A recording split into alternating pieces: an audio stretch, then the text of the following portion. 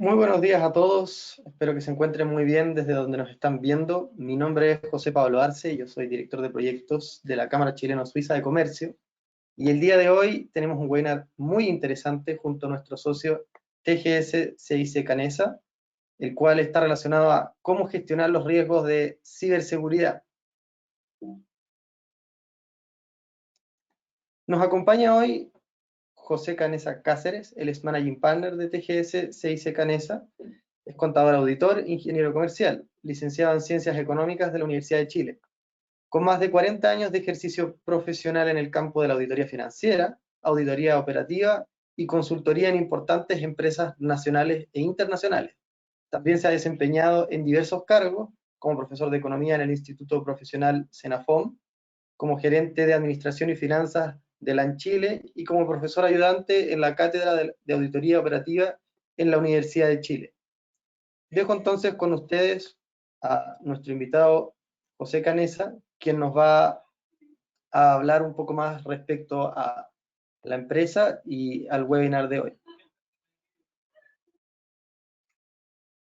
Buenos días a todos. Un minuto que comparta la pantalla y te cedo la...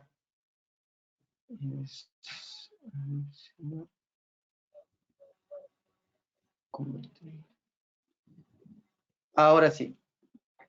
Buenos días a todos. Muchas gracias por su asistencia a este webinar que se ha organizado por la Cámara Chileno-Suiza de Comercio. Quiero contarles un poco lo que es TGS Canesa en Chile. Somos una empresa de auditoría y consultoría con más de 62 años de existencia en el mercado local. Alrededor de 110 colaboradores en todo Chile. Mantenemos oficinas asociadas en las principales ciudades de Chile y somos parte de una empresa multinacional de auditoría y consultoría que es TGS, que tiene más de 70 miembros en 50 países en todo el mundo.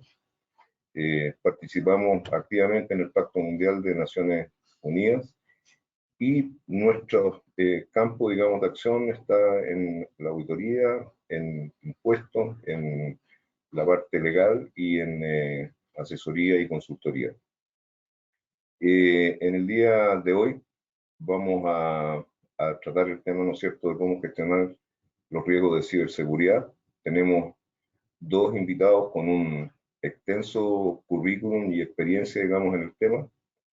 Uno de ellos es Alisa Chum, especialista en transformación digital y ciberseguridad de TGS CIC Canesa, ingeniera industrial de la Universidad de Lima, con experiencia en el desarrollo de consultorías tecnológicas para clientes en diversas industrias como banca, minería, energía, construcción, retail y sector público, con estudios y certificaciones en ISO 27000, seguridad de la información, ISO 22301, continuidad de negocio, planteamiento estratégico para TI y Design Thinking.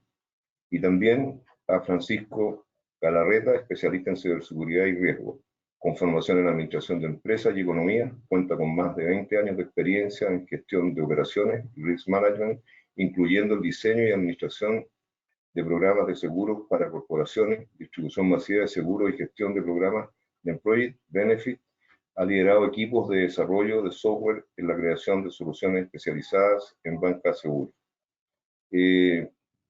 Voy a dejar, digamos, en primer lugar con ustedes a Alisa Chumo, quien dará inicio, digamos, al seminario o webinar hoy día de cómo gestionar los riesgos de ciberseguridad.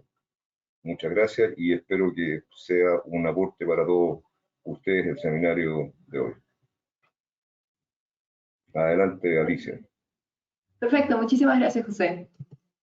Muy buenos días con todos. Este webinar va a estar dividido en 4 secciones. La primera, en la cual vamos a hablar sobre por qué la ciberseguridad es un riesgo. Vamos a entender un poco sobre el background de los ciberataques, algunas estadísticas de ciberataques que hemos estado viendo en la región. De ahí vamos a ver con Francisco desarrollando un análisis de riesgos de ciberseguridad, donde ya vamos a hablar un poco de las metodologías, cómo incluir los riesgos de ciberseguridad en un análisis de riesgos y qué temas se deberían considerar. En la tercera parte, que yo voy a explicar, que es implementando un sistema de gestión de la ciberseguridad. Vamos a ver algunos marcos normativos, buenas prácticas de cómo gestionar la ciberseguridad y algunas recomendaciones sobre cómo pueden realizarlo. Y por último vamos a tener una sección de preguntas y respuestas. Entonces, durante la primera parte, como les mencionaba, ¿por qué la ciberseguridad es un riesgo? Ahí lo que les quería compartir es que desde hace un par de años los eventos de ciberseguridad están aumentando de una manera exponencial. Eso lo estamos viendo tanto para las empresas como para las personas. Cada día escuchamos más de que noticias de que a esta empresa la han hackeado, han robado tal cantidad de dinero a este banco o han liberado la información de alguna empresa. O escuchamos de algún familiar de que han bloqueado sus equipos, ha habido algún problema, han tenido que formatear su máquina, y esto es una tendencia que estamos viendo a nivel global. Si vemos la primera estadística de la izquierda, vemos que 2.3 mil millones de intentos de ciberataque han sido registrados en Chile en 2020. Para ponerlo en proporción, en Latinoamérica, incluyendo Caribe y Latinoamérica, han sido 41 mil millones durante 2020. Parecería que el porcentaje es poco, sin embargo, acá hay que considerar que durante los últimos años, donde llega el mayor flujo de ciberataques, y esto es histórico, ha sido México y Brasil. Ellos usualmente se llevan el 60% de ciberataques. Entonces, si vemos de ahí la diferencia, es un 18% más o menos que se está llevando ahorita Chile, lo que está haciendo de que cada día se esté viendo como un mercado más atractivo en los otros países, además de México y Brasil. Después vemos que ha habido un aumento de 24% de ciberataques en Latinoamérica. Y como les digo, esa es una tendencia que estamos viendo en aumento debido a la sofisticación y automatización de los ataques. Igual a nivel global, lo usual es que Estados Unidos se lleve la mayor parte de los ataques. Sin embargo, al haber diversa variedad de tipos de ataque, tener ahora capacidades de articulación y de automatización hace que cualquiera pueda ser el objetivo. No importa si eres una empresa grande o eres una empresa pequeña. El otro que hemos visto es que son los ataques de ransomware han aumentado en un 93%, esto es durante este año. El ransomware es un tipo de ataque en donde un virus encripta o sella parte de tu información o la roba, y para obtenerla de vuelta o que no sea compartida con tu competencia o públicamente, piden un rescate económico. Usualmente esto se expresa en bitcoins. Por eso viene la palabra ransomware, ransom de rescate y ware de malware. Ese es uno de los ataques más populares, y vamos a ver algunos factores por los cuales esta clase de ataques se ha estado popularizando tanto en los últimos años. Uno de los ataques más conocidos fue en 2017, el ataque WannaCry, en donde se bloquearon gran cantidad de equipos a nivel global y pudo detener, por ejemplo, actividades médicas porque el sistema de salud de Reino Unido había sido bloqueado, no podían salir ambulancias, los médicos no podían recomendar qué medicamentos podían dar a sus pacientes porque su historial médico estaba sellado. Hay varias empresas que fueron víctimas de WannaCry, y esos son por varios temas de falta de tener medidas de seguridad o una gestión de ciberseguridad continua. Completamente evitable. ¿Cuáles son las consecuencias de un ciberataque? ¿Cuáles pueden ser? Hemos visto claras con el ransomware, en donde secuestran dinero, bueno, secuestran información por dinero, pero hay otros tipos de consecuencias que puede tener un ciberataque. En el mejor de los casos, digamos, se bloquean un par de máquinas y tú ya tienes tus backups y no hay problema, pero si es que tienes un ataque más avanzado o dirigido, ahí pueden generarse consecuencias catastróficas para una organización. Por ejemplo, daños reputacionales al publicarse información confidencial o conversaciones privadas. Esto ha sucedido, unos ejemplos bastante notorios han sido un estudio de abogados que se habían robado información de clientes, abrieron una página, eso fue creo que en España, abrieron una página donde decían en tanto tiempo se va a liberar la información de sus contratos y de su información confidencial, si no pagaban cierta cantidad de dinero. También hemos visto un caso parecido con un estudio, una clínica de cirugía plástica, donde estaban amenazando de que iban a liberar las fotos de los pacientes antes de pasar por cirugía, el antes y el después, si no pagaban cierta cantidad de dinero. En caso de estos ataques hubieran sido concretados, no se hubiera pagado,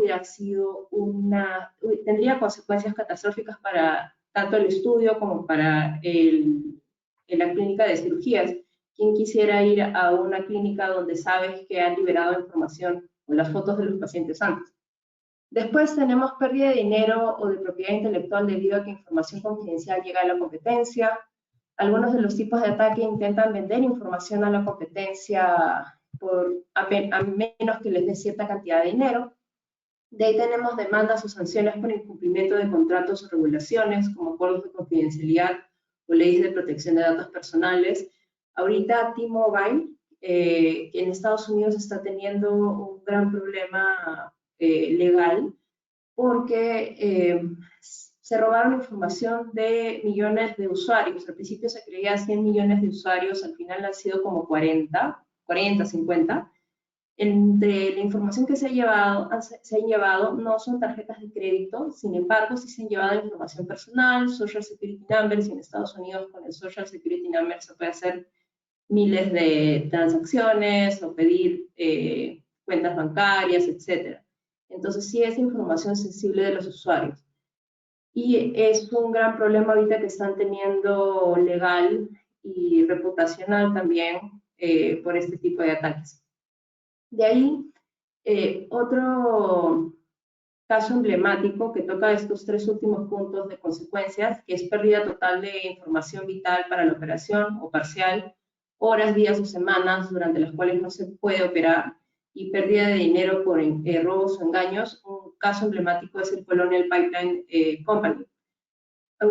El caso fue más o menos en mayo de este año, también en Estados Unidos, quizás lo hayan visto en las noticias, donde parte de Estados Unidos, del pipeline de gas de Estados Unidos, dejó de funcionar, y eso fue por un ransomware. Dejaron de operar, hubo pánico público de los usuarios en Estados Unidos, donde estaban comprando gas porque tenían miedo de que se acabe. Dejaron de operar bastantes días, y esto tuvo como consecuencia que tuvieran que hablar al Congreso, han tenido bastantes problemas operativos, y todo sucedió por una falla de seguridad. Es lo que comenta en el mercado, es que todo fue por una falla de seguridad bastante sencilla.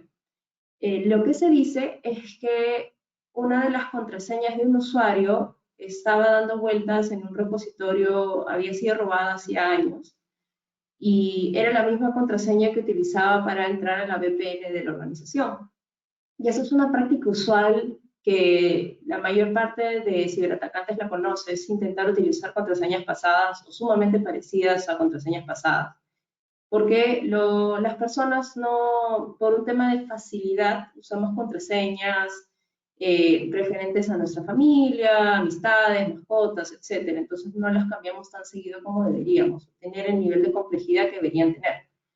Entonces, como esa contraseña de esa VPN que iba directamente hacia la infraestructura de la organización era conocida, los atacantes entraron y no tenían doble factor de autenticación. El doble factor de autenticación es cuando tú, además de la contraseña, tienes que tomar otra medida para poder ingresar a la infraestructura o a la cuenta. Por ejemplo, si es que esta organización hubiera tenido este doble factor de autenticación activo, el atacante hubiera tenido que poner contraseña, y quizás hubiera tenido que tener o el celular de la persona o algún correo alternativo para poder poner este doble factor y poder ingresar. Y esto hubiera hecho de que no tengan tantos problemas y hubieran perdido tantos millones de dólares. Algo tan simple. Al final, cuando ingresaron, pusieron un malware, se creó un ransomware que bloqueó sus equipos y pedían una suma de dinero bastante importante. Al final, se decía que habían pagado 4 millones de dólares. Se recuperó cierta parte por el gobierno americano, pero ha sido un tema emblemático, y para una infraestructura crítica, un tema de seguridad tan básico como doble factor de autenticación que recomendamos hasta los usuarios que no gestionan millones de dólares, debería ser algo intuitivo. Entonces, estas son algunas algunas ideas de qué puede pasar con una infraestructura o con una organización si es que es víctima de un ciberataque. Y por el lado de los ciberatacantes, ¿por qué es rentable? Bueno, además de poder robar dinero directamente, si es que roban, por ejemplo, nuestras bases de datos, o en el caso de, por ejemplo, T-Mobile, si hubieran podido robar la información de las tarjetas de crédito, en el mercado negro ahorita están cotizadas entre 10 y 65 dólares por información de tarjetas. Cuentas de PayPal, 300 a 100 dólares. Entonces, los atacantes que roban esa información ya tienen foros en donde empiezan a vender cuentas de Netflix, cuentas de Facebook, tarjetas de crédito, y dependiendo del monto de dinero que tienen, las venden a distintos precios. Entonces, esos atacantes ellos mismos no necesitan utilizar las tarjetas, ya tienen un sistema bien articulado de cómo ellos ganan dinero de todas maneras, y el trabajo de ya hacer el robo en sí de dinero lo hace otra persona y ellos se llevan su comisión. Cuentas de redes sociales o correo entre 60 y 155 dólares, y de ahí hasta puedes comprar servicios para atacar organizaciones, o digamos una empresa que no te, que es tu competencia, o eres un usuario disgustado. En el mercado negro puedes conseguir un virus que ataque a 1000 equipos en precios de 70 a 6000 dólares, depende de la sofisticación del tipo de ataque, y por una hora de ataque a una página web sin protección, una página web sencilla, que es usualmente los que están dentro de Internet, 10 dólares. Entonces vemos que hay un mercado enorme y bastantes beneficios para los ciberatacantes como nunca. Entonces, cualquier chico, cualquier persona joven o de verdad de cualquier edad que se ponga a curiosear, puede conseguir esos precios o puede conseguir entrar a este mercado de una manera bastante sencilla, lo cual hace de que sea bastante peligroso. Y otro punto que está haciendo, y esto es relacionado, por ejemplo, a esta automatización de los ataques, es el malware as a service. Además de todo lo anterior y de cómo están aumentando los ciberataques, una de las razones más grandes por las cuales estamos viendo este flujo de ciberataques hacia otras regiones que no habían sido típicamente atacadas es que ahora los ciberatacantes están articulando sus tipos de engaño de tal manera que se comunican o consiguen información de quizás empleados de ciertas organizaciones a través de LinkedIn u otros medios, y les ofrecen un porcentaje del dinero que ellos extraigan si es que instalan el malware dentro de la organización. Entonces ya no solo es un problema de que tengo el firewall y si me cae el virus no hay problema porque tengo este nivel de protección externa. No, ahora los ataques pueden ser dentro y pueden ser completamente dirigidos, a pesar de que yo soy una empresa chica. Eso ya no importa, porque ahora hay terceros, es más, se ha articulado de tal manera que hay terceros que son la comunicación entre los que tienen, los que generan los malwares y los negocios y los empleados. Entonces estos terceros también ganan su comisión por empezar a tener información de, o empezar a contactarse con empleados que puedan hacer esa instalación del virus. Entonces ahora vemos que esos temas de ciberseguridad se están haciendo críticos, protegerse está haciendo crítico, por lo cual debe ser considerado dentro de una estrategia de riesgos para la organización. Ya no es un tema que solamente toca TI, sino es un tema que tiene que ver toda la organización, porque un ciberataque, como hemos visto, puede hacer que una organización quiebre. Y para eso es que ahora vamos a explicar cómo se puede desarrollar un análisis de riesgos de ciberseguridad, considerando los requisitos, algunas normativas, buenas prácticas, y esta parte la va a explicar mi compañero Francisco Galarreta.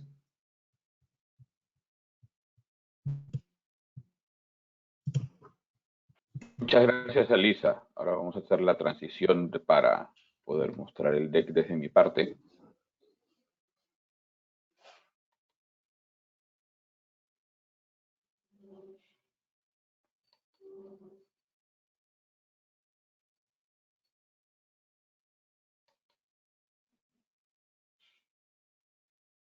Perfecto. Permítame un segundo.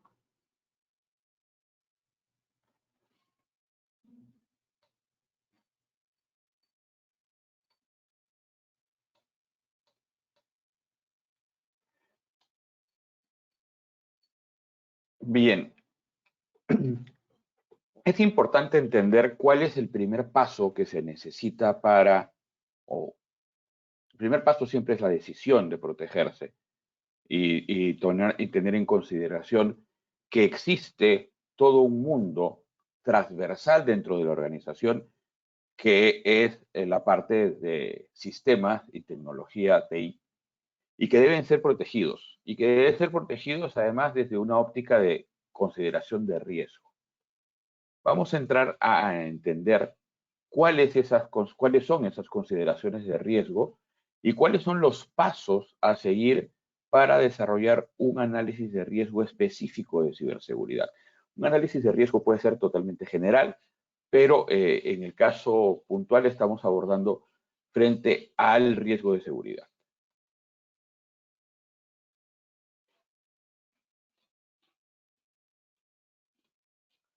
¿Qué es un riesgo? En el plano corporativo, el riesgo es una incertidumbre que surge porque pase algo. Es una circunstancia o suceso generalmente adverso que afecta el normal desarrollo de las actividades de una empresa. Si bien es cierto, también existe un riesgo positivo, como por ejemplo cuando uno especula en bolsa, uno tiene un riesgo para arriba o para abajo. En términos generales, el riesgo es visto con una connotación negativa hacia las actividades comerciales de la empresa. Aquí, entonces, la principal norma, o una de las principales normas, lo define como está en el slide que les estoy proyectando, que es la ISO 31000 de gestión y análisis de riesgos, que indica pues que estas actividades o estas incertidumbres se pueden presentar y que uno las tiene que poder considerar y las tiene que poder, o tiene que basar sus acciones de defensa en esto. ¿Por qué? Porque si yo no tengo un criterio de riesgo y no tengo definido qué cosa es para mí más o menos crítico, no me voy a poder defender de una manera tan eficaz y tan eficiente. Imagínense que yo tengo 3 activos, pero solamente uno es fundamental para mi negocio.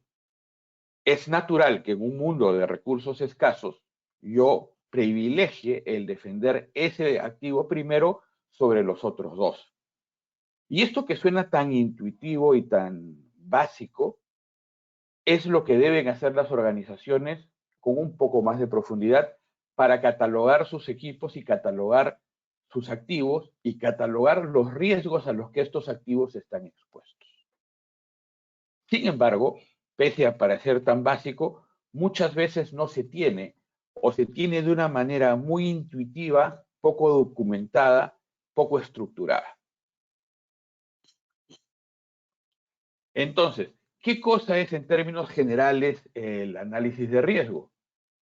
Es el proceso de evaluación sistemática de los riesgos. ¿Y por qué decimos sistemática? Porque se repite en el tiempo, es continuo. No es una foto, es una película. Es algo que yo hago permanentemente porque los activos cambian, los riesgos cambian y las situaciones de negocio cambian. Entonces, este proceso debe necesariamente realizarse de manera continua en el tiempo. ¿Qué cosa es lo que hago? Identifico los riesgos a los que esté expuesta mi organización y califico y cuantifico la probabilidad de que ocurran y cuál podría ser el daño que estos riesgos impliquen para mi organización. Esto proporciona una información integrada de la exposición global que tiene la organización a los riesgos. Y además sintetiza o puede sintetizar el valor económico de los riesgos con los que finalmente yo me quedo. Porque dentro de lo que es la gestión del riesgo, yo puedo decidir si ese riesgo yo lo mitigo, lo traslado o me lo quedo y lo asumo, porque está en el intervalo en el cual yo me siento cómodo de asumir ese riesgo. Ese riesgo así se llama el riesgo residual. ¿Cuál es el método más aceptado, más utilizado de la aceptación de este mencionado riesgo residual? Es el ALARP, que viene del acrónimo en inglés de As Low as Reasonable Possible. Quiere decir que yo voy a tratar de minimizar los riesgos residuales y que este sea el más bajo posible. Y ahora vamos a tener un par de comentarios cuando veamos cómo se realiza un análisis de riesgo para ver a qué nos referimos con eso. Y esto además permite, pues, identificar y explorar las diferentes fuentes de riesgos que podrían existir dentro de la organización. En términos específicos de ciberseguridad, es el proceso de evaluación de los distintos factores que afectan a nivel informático a la organización y que representan una amenaza para el negocio. Ya sea en términos generales porque comprometen los datos por robos o secuestros de información, o porque al atacar esta infraestructura informática se impide el funcionamiento correcto de los sistemas y hacen que la empresa pare. Es decir, por ejemplo, es tanto ciberseguridad una empresa, llamémosle un banco, como que te roben la base de datos de tarjetas de crédito de los clientes, como en una compañía minera, como que te hagan un ataque de negación de servicio al servidor SCADA que controla, por ejemplo, el molino de bolas o la chancadora primaria y la detengan. Y los impactos son catastróficos en ambos casos. Solamente para tener un ejemplo de dimensiones, en una mina grande, el detener el proceso de la chancadora primaria puede implicar un lucro cesante de unos $2 millones por día. Entonces, realmente hay un impacto y es directamente al corazón de la operación, sea por el término de data o sea por la interrupción de los procesos. Ahora, ¿cómo realizamos un análisis de riesgo? Estas son las 6 etapas para hacer un análisis de riesgo de ciberseguridad, ya apuntado las etapas generales del análisis de riesgo al caso específico de uso de la ciberseguridad. ¿Cuál es el criterio subyacente de este análisis y de cualquier análisis de riesgo? Es el costo-beneficio. En resumen, el costo de implementar un control o una medida de salvaguarda nunca puede ser igual o mayor al impacto económico del riesgo. Vale decir lo que las abuelitas decían, que el remedio no puede ser más caro que la enfermedad. Teniendo ese criterio subyacente, podemos pasar a realizar un análisis de riesgo en condiciones. Aquí, la primera parte es definir el alcance, es decir, ahora vamos a entrar en el detalle de cada uno de ellos con algunos alcances y algunos ejemplos, pero en general es definir el alcance, es decir, sobre qué parte de la infraestructura voy a hacer el análisis, voy a realizar el estudio, identificar los activos que pertenecen o que están en ese alcance ya identificado, determinar cuáles son las amenazas a las que están expuestos estos activos y con estas amenazas ver cuáles son las vulnerabilidades, los puntos ciegos, los puntos críticos que tengo por donde se pueden activar esas amenazas y además cuáles son las salvaguardas o controles con los que cuento para defenderme de que eso suceda. Después paso a evaluar el riesgo, que es ponerle un criterio de probabilidad de ocurrencia y de fuerza del impacto que tiene si sucede esto y finalmente ver cómo lo voy a tratar, cómo lo voy a solucionar, qué es lo que voy a hacer para de esta situación inicial llegar a una situación nueva en la cual el riesgo está dentro de los niveles con los que la organización se siente cómoda. Entonces, empezando ya por el primer punto, que es definir el alcance. ¿A qué nos referimos con definir el alcance? es definir en dónde voy a estar y en dónde voy a trabajar. Puede ser un alcance general dentro de la organización, es decir, hablar del riesgo de ciberseguridad para todos, o un alcance más limitado, más acotado, de un riesgo por ejemplo, mi departamento, el proceso específico que yo veo, o dentro del proceso específico, un sistema específico. ¿Qué cosa es lo que se busca? Pues tener el tramo de control sobre el cual yo quiero ejecutar o necesito o tengo responsabilidad para rendir cuentas. En el caso de un ejemplo, podría ser todas las áreas estratégicas de la organización, y al final la idea es contar con esto, ya sea de manera directa porque se hace un solo análisis general, o de manera agregada porque se hace conjugando diferentes análisis de riesgos por sistema o por gerencia o por unidad. Entonces puedo tener los procesos de la gerencia de administración, puedo tener los procesos de la gerencia de operaciones, o puedo cubrir, en el caso, por ejemplo, que estemos hablando de una planta de gas, los sistemas TIC que están relacionados con el proceso de producción de liquefacción de gas. Es decir, todos los servidores y todos los switches, routers y equipos que le dan soporte a la cadena industrial. En el caso de un banco, podría ser los sistemas que le dan soporte al proceso de crédito. Es decir, puede ser tan específico como yo necesite, y la idea es que sí, de manera general se puede agregar, porque no hay que olvidar que la función de ciberseguridad es transversal en la organización, es decir, cubre todo, porque todo en estos días está soportado pues por herramientas y servicios informáticos.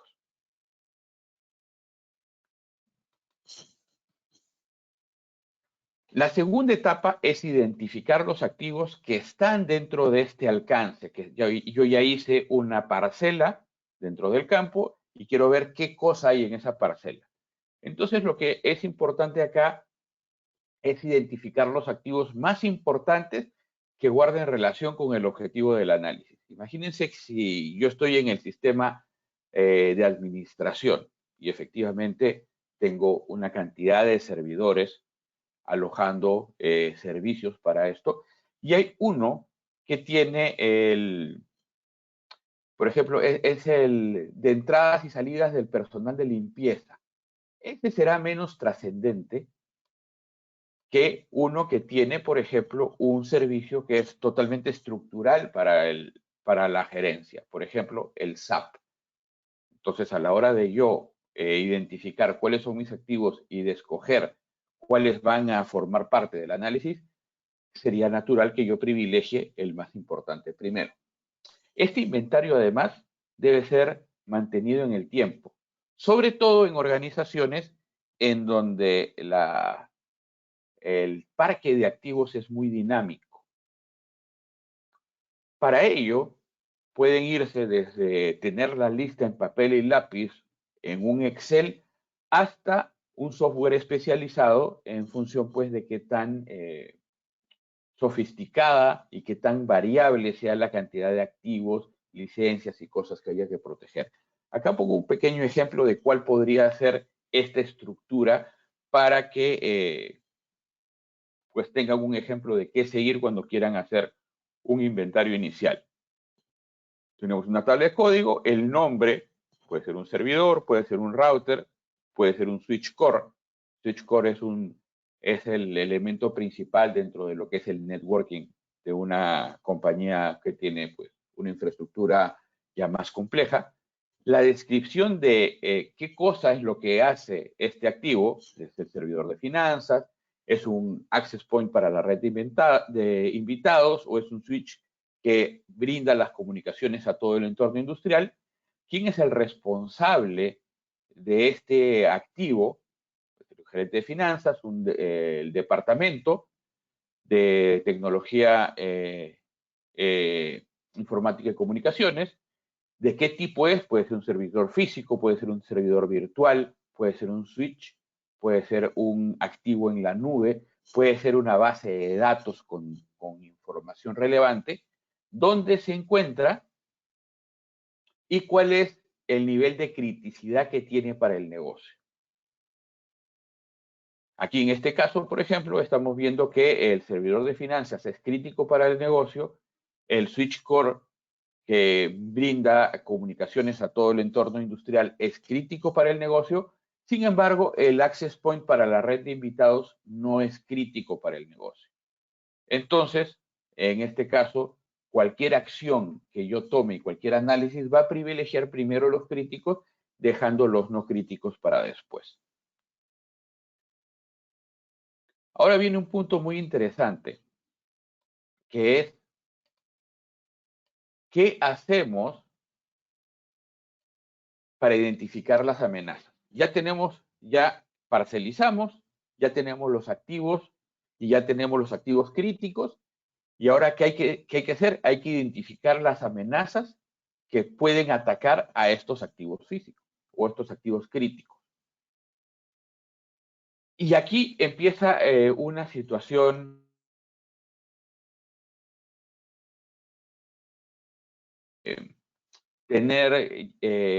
o tomar mucho cuidado. Si uno simplemente se empieza a trabajar con las amenazas, puede haber muchas amenazas, muchas visiones, y se puede volver poco práctico, muy engorroso, y uno se pone en los peores casos posibles y se le sale de las manos. Entonces, para mantener un enfoque práctico y evaluar el riesgo real, nuestro consejo es partir de una metodología o partir de una lista del catálogo de amenazas que existen dentro del mundo informático.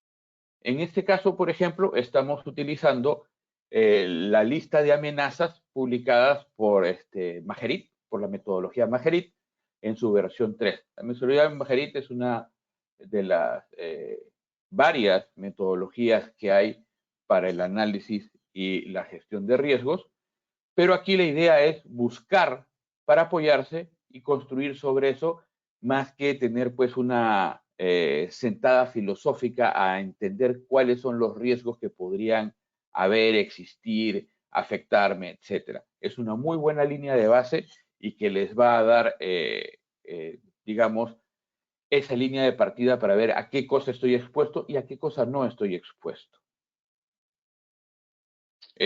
Por ejemplo, si estamos hablando de considerar el riesgo de averías a un determinado servidor, voy a hablar, por ejemplo, de riesgos físicos, como por ejemplo, de que se dañe por agua porque hay alguna cañería cerca, o que se dañe por fuego porque está en una zona que es posible o susceptible a un incendio, pero no voy a considerar pues el caso de que caiga un meteorito y destruya el data center, porque eso ya no es práctico. Acá tenemos toda la lista de las posibles, este es un extracto, de las posibles amenazas que hay, por ejemplo, a la data, manipulación de registros de actividad o de logs, manipulación de la configuración, suplantación de identidad de usuario, abuso de privilegios de acceso. Es decir, esta es una lista muy comprensiva y que va a ayudar al equipo de seguridad y al equipo de TI a gestionar adecuadamente estos riesgos de ciberseguridad. En el siguiente paso, ya vamos a identificar cuáles son las vulnerabilidades que existen emanadas de estos riesgos y cuáles son los controles o defensas que yo tengo para poder hacer frente a esto. Tenemos que estudiar las características de los activos para ver cuáles son sus puntos débiles y analizar qué cosa es lo que tengo implementado y no implementado. Algunos ejemplos, aquí tengo con V lo que es vulnerabilidad y con C lo que es un control. Algunos ejemplos son de vulnerabilidades, el tener los antivirus no actualizados o el software no actualizado, o tener, por ejemplo, equipos o activos sin soporte del fabricante porque ya son viejos o porque no renové el servicio de soporte de parte de quien me vendió el equipo. Y algunos controles, por ejemplo, es contra el caso de interrupción por falla eléctrica, contar con un grupo electrógeno o contar con un acceso remoto seguro a los sistemas industriales, que es un control que se implementó mucho en época de pandemia en las organizaciones industriales con un nivel de robustez mediano o alto. Algunos otros ejemplos de controles que se pueden implementar, pues la instalación de software de seguridad y la instalación de firewalls, implementación de sistemas automatizados de respaldo y de recuperación de desastres en la nube, tener protocolos de seguridad para reforzar la seguridad de las contraseñas para que no nos pase lo que comentó Alisa hace unos minutos con el famoso ataque al pipeline, contratar un seguro, etcétera. Esos son los controles que yo puedo implementar y que van a mitigar el efecto de la vulnerabilidad con la que yo estoy trabajando. Ahora llegamos a la parte más interesante, digamos, del análisis, que es evaluar el riesgo. Y para evaluar el riesgo, yo tengo mis insumos. Yo ya tengo mi inventario de activos, yo ya tengo las amenazas a las que esté expuesto cada activo, ya tengo las vulnerabilidades que los afectan y conozco los controles de seguridad que tengo en este momento. Entonces yo acá tengo que trabajar en el par activo-amenaza y estimar la probabilidad de que esta amenaza suceda y el impacto que tendría en mi negocio si sucediese. Y para esto hay varias metodologías o varias aproximaciones. En estos tenemos básicamente dos tipos de criterios. Los criterios cuantitativos y los criterios cualitativos. Los criterios cuantitativos permiten asignar valores de ocurrencia a los riesgos identificados. Es decir, se calculan. Se hacen con análisis de probabilidades, con simulación computacional. Se puede utilizar, por ejemplo, el método Monte Carlo, que es un método de iteración que genera muchos escenarios posibles y da, digamos, la esperanza matemática de cuál podría ser la ocurrencia de ese evento en particular. Es un método, entre comillas, sencillo, pero que requiere infraestructura y que requiere conocimiento del riesgo. En el caso de los cualitativos, son los más utilizados y en esto los equipos de riesgos apoyan su juicio en la experiencia y en la intuición.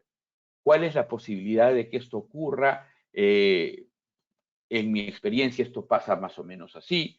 Y en esto, y en base a esto van montando la probabilidad de ocurrencia. Esto de acá, estos métodos cualitativos, se recomiendan cuando el nivel de riesgo es relativamente bajo y no se justifica pues una inversión en un análisis profundo computarizado, o cuando no existe la data real para calcular los riesgos por un método más sofisticado. Y también existen el mundo medio, que son los riesgos o el análisis semi-cuantitativo, que no es otra cosa que profundizar en las escalas de impacto y de probabilidad, y que lo que hacen es objetivizar el criterio subjetivo del evaluador. Pero en términos prácticos, una muy buena manera de empezar es utilizar una tabla como la que les estoy mostrando en este momento. tener una probabilidad de ocurrencia entre alta, media y baja, y que la alta signifique que el evento puede ocurrir muy frecuentemente. Un indicador, dependiendo de la industria, puede ser una vez a la semana, otro puede ser una vez al mes. Esto es a criterio del negocio. Y con eso se le asigna un valor. Media, si puede ocurrir con una menor frecuencia, y baja cuando la frecuencia es excepcional, como lo tenemos aquí en la pantalla. Y el nivel de impacto de manera similar. Alto, si afecta todo el proceso o producto que está en el sistema, o si tiene o si implica una pérdida económica grave. Medio, si afecta alguna parte del proceso de manera significativa pero no catastrófica, y leve si genera muy poco o no genera perjuicios. Con esta tabla de 1, 2, 3, 1, 2, 3, podemos perfectamente realizar un análisis, y para cada situación, por ejemplo, tomar el nivel de impacto, que es medio 2, la probabilidad de ocurrencia 3, y entonces el nivel de riesgo sería 2 por 3, 6. En este caso estamos multiplicando. ¿Y qué cosa es lo que hacemos con esto? Determinar cuál es el nivel de riesgo que estoy dispuesto a asumir. Entonces una organización puede decir, mira, mis riesgos van de 1 a 9, por utilizar este ejemplo, y yo estoy dispuesto a asumir de 4 para abajo. Ah, perfecto. Entonces me concentro en trabajar la mitigación de aquellos que están de 5 para arriba. Y con esto construyo esto que se llama el mapa de calor. Con lo cual voy a trabajar de manera prioritaria con los riesgos que están en la zona que está en rojo. Voy a manejar en segunda instancia los que están en amarillo, y los que están en verde son mi riesgo residual. Los asumo, no me preocupo por ellos. Como ven, es sumamente accionable, y esto se puede perfeccionar en cómo se llega a este número del riesgo, pero todo debería decantar en un cálculo de riesgo y en un mapa de calor de estas características. Y como parte final, una vez calculado el riesgo, tenemos que trabajar con los que están en la zona roja y con los que están en la zona naranja. Y este de acá es un mapa o una guía para conocer qué cosa es lo que yo voy a hacer con estos riesgos. Y estos riesgos, en general, se pueden hacer lo siguiente. Se puede eliminar, se puede reducir, se puede transferir o se puede retener. En el caso de los riesgos que voy a decidir eliminar, lo que estoy haciendo es sacarlos de la ecuación. Es decir, por ejemplo, eliminar el proceso o el sistema o el producto que tiene un riesgo elevado. En el caso práctico, por ejemplo, del Wi-Fi de cortesía para los visitantes, puedo decidir quitarlo. Con esto ya no hay riesgo. Puedo decidir eliminar una aplicación que realmente no es crítica para el negocio, o como en el caso de algunos productos, no venderlo en determinada región.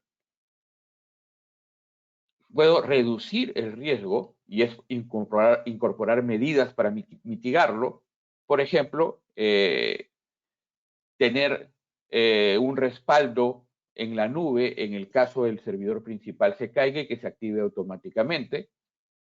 Puedo decidir transferir el riesgo a un tercero, es decir, contratando, por ejemplo, un seguro para casos de ciberriesgo, o tener un contrato con un tercero que dé ese servicio por mí.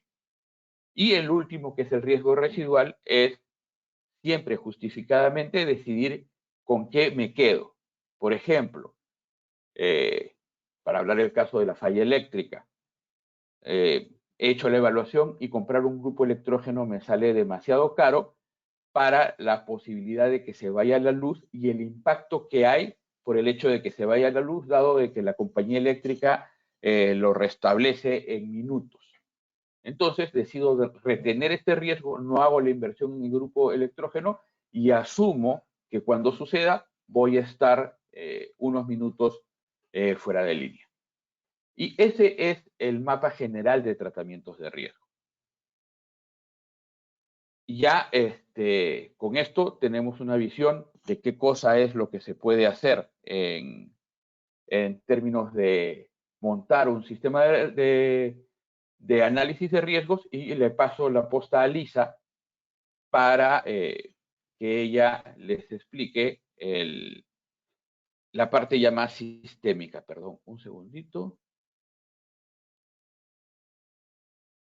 Estoy haciendo el pase.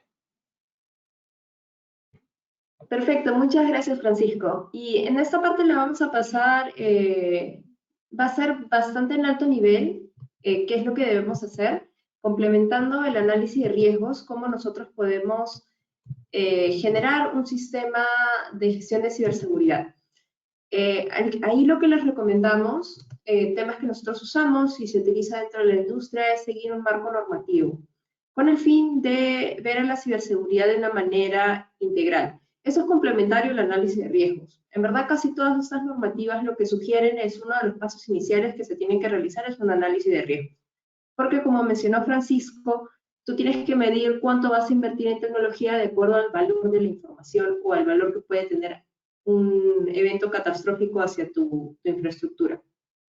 Algunos de los marcos que recomendamos está el ISO 27001, que es más focalizado a la seguridad de la información. Este marco se ve mucho en lo que es la estructura de gestión de seguridad de la información, políticas y procedimientos.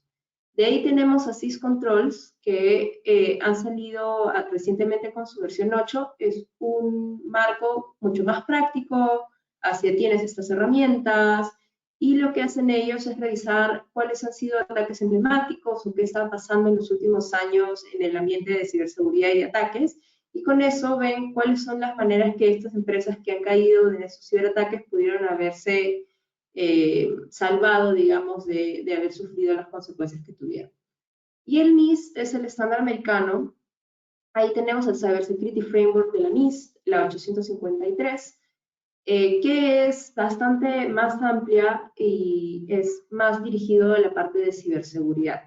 Después, de acuerdo a la industria, existen ciertas normativas más específicas. Tenemos la ISA para temas industriales, la NIST 882, tenemos PCI para la gestión de tarjetas de crédito. La idea es que si estamos en una etapa inicial de ciberseguridad, es tomar alguna de esas normativas, el foco que nosotros querramos darles, y guiarnos a través de ella para evaluar cada uno de los puntos donde nos encontramos, en qué estado estamos, y con eso poder generar una hoja de ruta hacia dónde queremos llegar.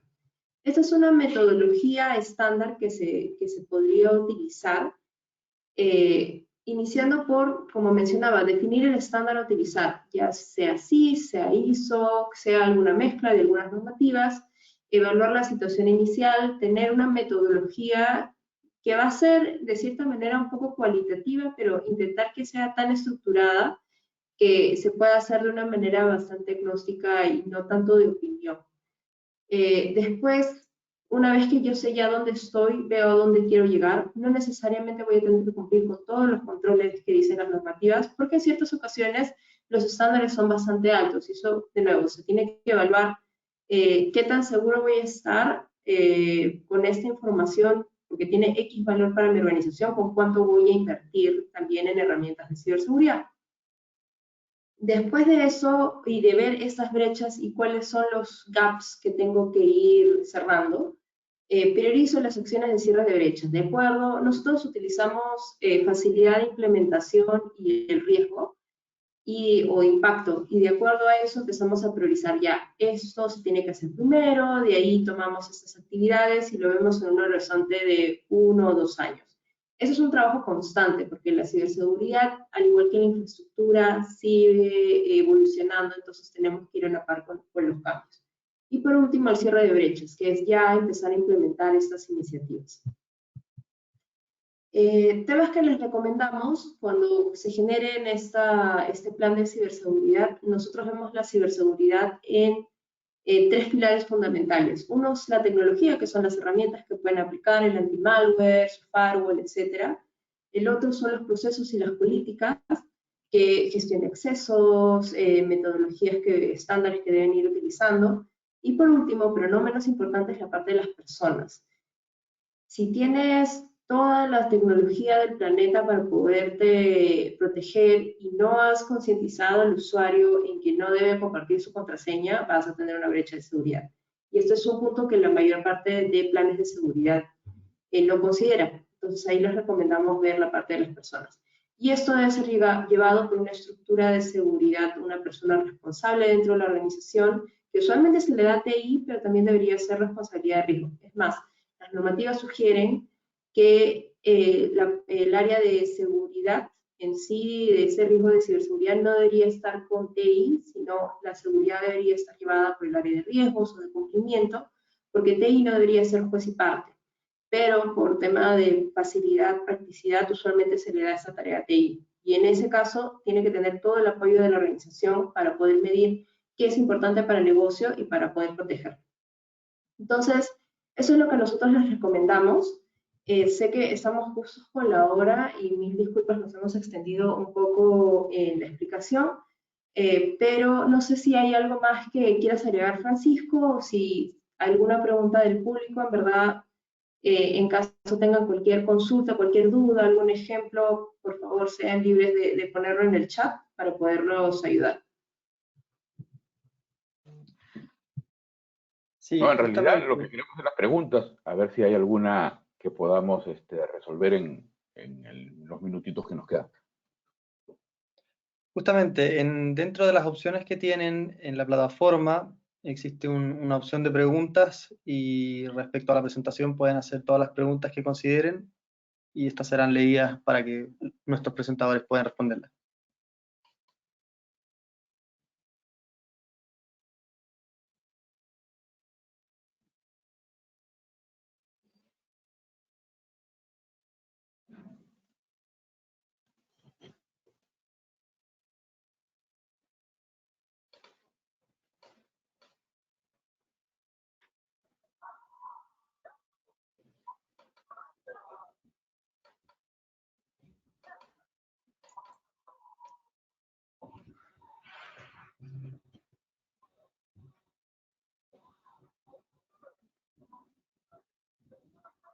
Está la opción también de levantar la mano, si es que consideran pertinente pueden hacer la pregunta en voz alta.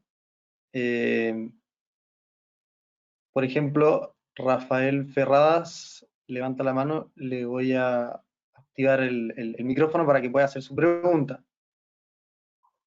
Rafael, te escuchamos.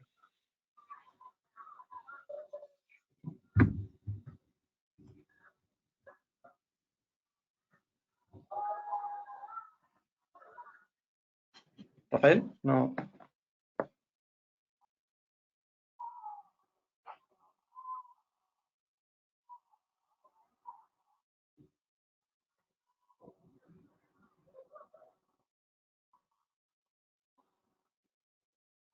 No, parece que no.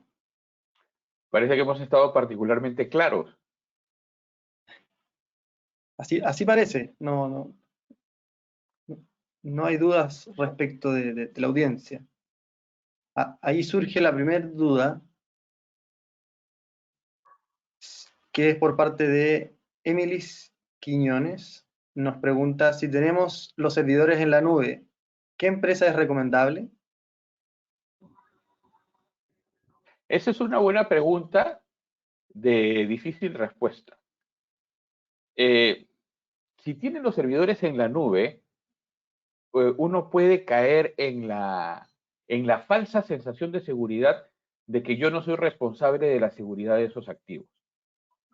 Y si bien es cierto, en términos contractuales, yo puedo transferir cada vez más la responsabilidad de la seguridad al proveedor, eso no me exime de que finalmente yo sea el responsable final de la seguridad de mis activos y de mi data. Porque si hay una brecha de seguridad, mi cliente me va a reclamar a mí. No le va a reclamar a Microsoft o no le va a reclamar a Amazon. independientemente de que después ellos tengan que hacerse responsables por la, digamos, reparar el daño. Contractualmente es una cosa, reputacionalmente es otra. Entonces, en términos de nube, tienes para empezar dos universos, la nube privada y la nube pública.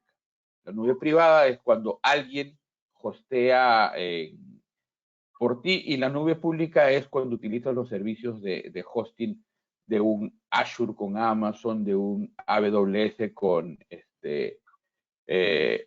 perdón, Azure con Microsoft, un AWS con Amazon, un Huawei, etc. Entonces, realmente el trabajo ahí es realmente alinear cuál es mi contrato con lo que yo necesito que esta nube me dé. No es tanto cuál es el proveedor necesariamente, sino qué nivel de contrato y salvaguarda tengo yo con ese proveedor para estar tranquilo.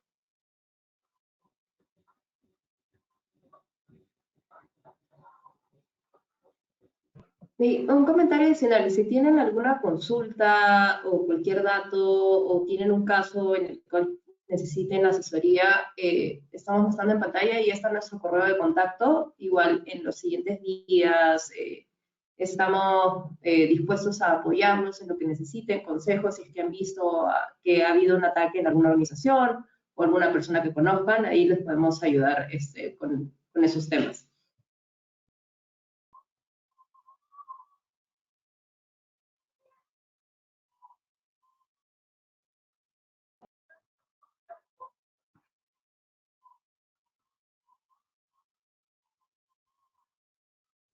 Al parecer en los comentarios me está llegando de diversas personas que ha sido muy clara la presentación. Al parecer por eso no existen muchas dudas. Por lo tanto, supongo que la ronda de preguntas podemos dejarla hasta acá. Yo quisiera agradecer en nombre de la Cámara Chileno-Suiza de Comercio a nuestro socio TGS por este webinar tan interesante y relevante, sobre todo hoy en día, que la digitalización, producto de la pandemia, ha ido aumentando muchísimo. Y dejarlos invitados para una siguiente instancia en la que podamos participar con nuestros socios. Y bueno, eso, y hasta una siguiente vez. Muchas gracias y hasta luego. Yo quiero agradecer a nombre de TGS, que ha sido la asociación con la Cámara, y la oportunidad que nos ha dado toda la audiencia. Agradecer también a Lisa y a Francisco por la exposición que han hecho de un tema tan interesante. Así que muchas gracias de parte nuestra, digamos. Muchas gracias, José. Nos estamos viendo entonces para una próxima vez. Que estén muy bien. Hasta luego. Adiós. Hasta luego. Hasta luego.